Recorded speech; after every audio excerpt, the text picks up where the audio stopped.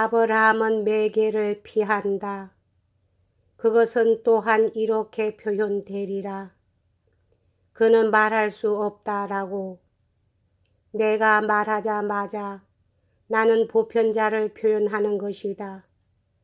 내가 그처럼 하지 않으면 아무도 나를 이해할 수 없다. 왜냐하면 아브라함이 보편자 가운데 자기를 표현하려고 하자마자 그는 그의 상태가 하나의 유혹이라고 말해야만 한다. 왜냐하면 그에게는 그가 밟고 넘는 보편자 위에 존재할지 모르는 표현보다 고차적인 표현은 보편자를 위해 없기 때문이다. 따라서 아브라함은 나의 경탄을 일깨우며 동시에 나를 깜짝 놀라게 한다.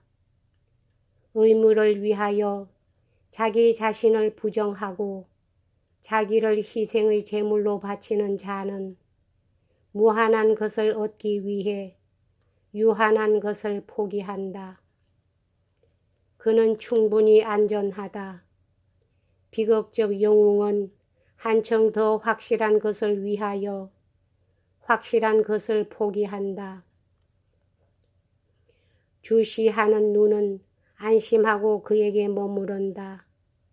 그러나 보편자가 아닌 보다 고차적인 어떤 것을 획득하기 위해 보편자를 버리는 자, 그는 무엇을 하는가? 이것이 유혹 이외의 다른 어떤 것이 되리라는 것이 가능한가? 이것이 가능하다면 그때 개별자가 실패한다면 그를 위한 구원은 어디 있는가? 그는 비극적 영웅의 모든 쓰라림을 겪는다. 그는 세상에서 그의 기쁨을 파괴한다. 그는 모든 것을 단념한다. 아마 그는 동일한 순간에 그가 어떠한 값을 치르고도 사들일 정도로 그에게 귀중하던 그 숭고한 기쁨에 빗장을 지른다. 관찰자는 아마 그를 이해하지 못할 것이다. 그의 눈도 또한 마음 놓고 그에게 머무를 수 없다. 신앙자가 마음먹은 것은 아마 거의 실현되지 않는다. 왜냐하면 그것은 실로 생각할 수도 없는 일이기 때문이다. 혹시 그것이 실현될 수 있다 손치더라도 개별자가 하나님을 오해하고 있다면 그를 위해 어떠한 구원이 있을 것인가?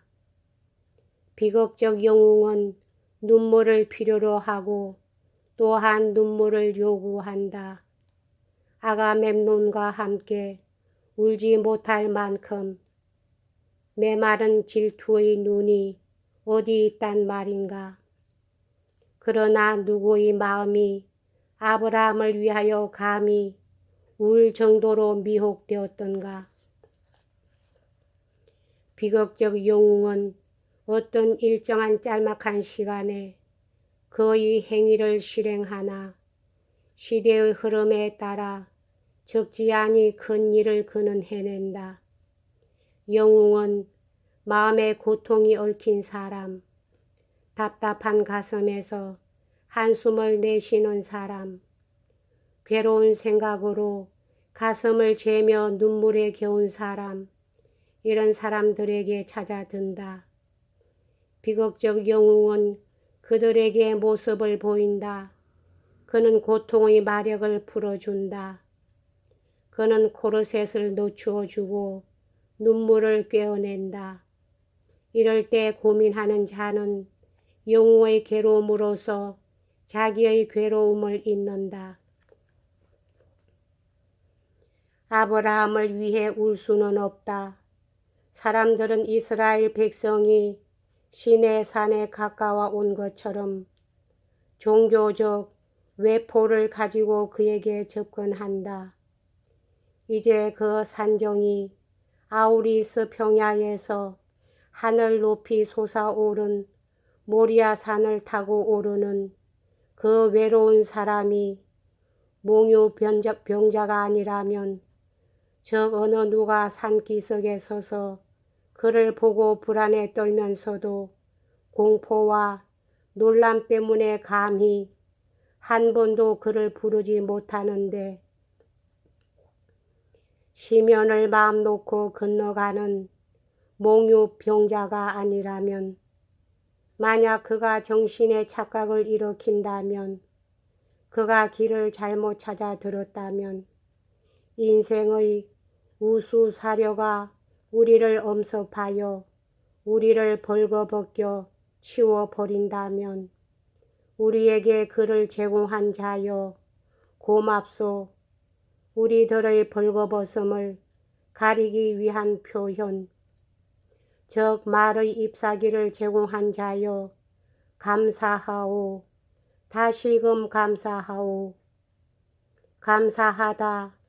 위대한 셰익스피어여, 너는 모든 것을 사실 그대로 모두 말할 수 있구나.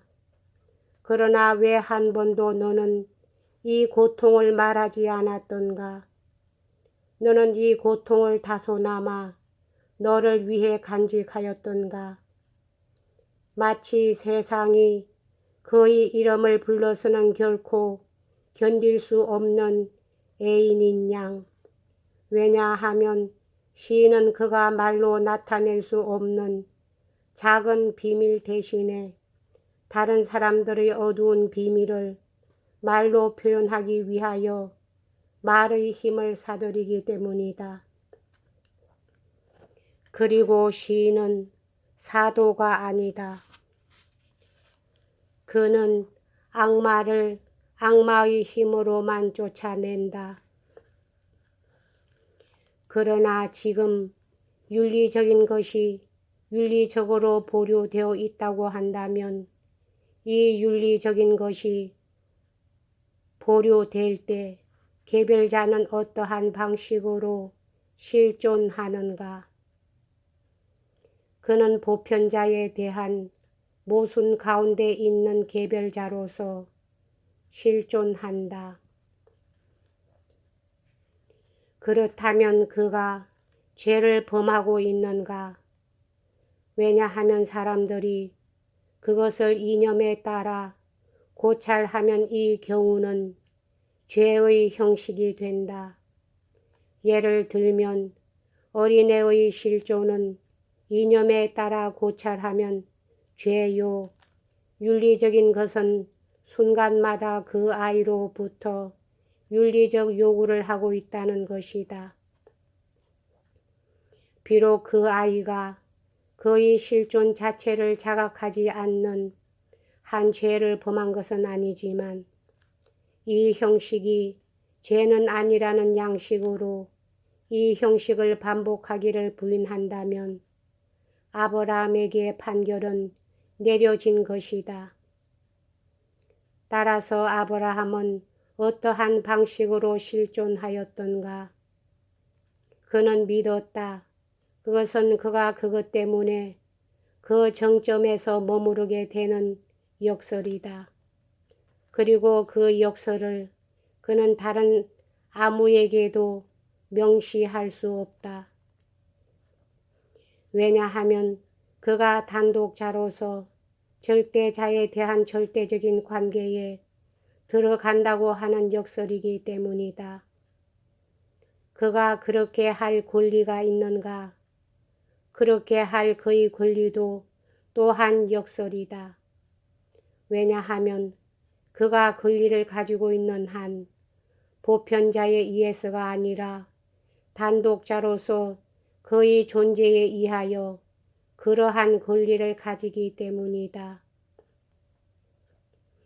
도대체 어떻게 개별자가 그렇게 할 권리를 가진다고 확신하겠는가? 국가의 이념이나 사회의 이념을 위해 존재 전체를 평균화하기란 아주 쉽다. 평균화가 이루어진다면 역시 그것을 매개하기도 충분히 편리하다.